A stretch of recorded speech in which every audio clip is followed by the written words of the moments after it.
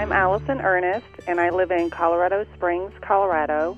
I am a portrait photographer, author, and educator of portrait photography. The biggest challenges when I'm trying to teach people how to light and photograph people is the placement of the lighting, but also the exposure.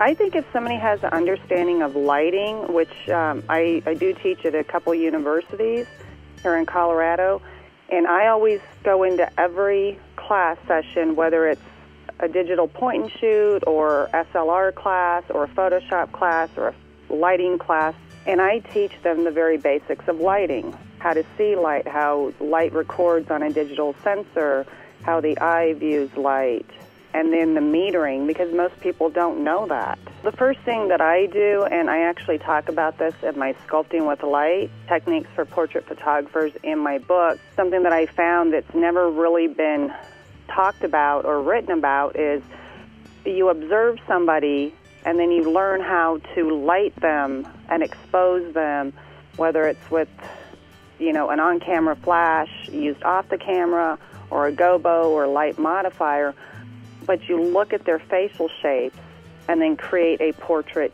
to suit that certain facial shape. If somebody has a round face, I wouldn't use the same lighting technique on somebody with an oval face, let's say.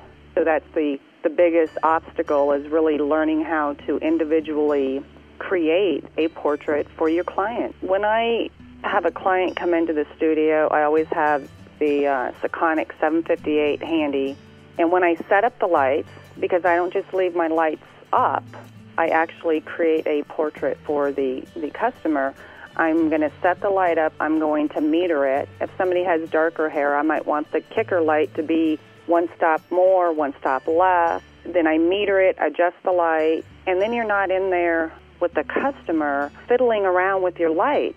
If I had any friend going into the field of photography, I would refer them to my book. And I say that only because I designed the book, Sculpting with Light, and then my second book on using light modifiers.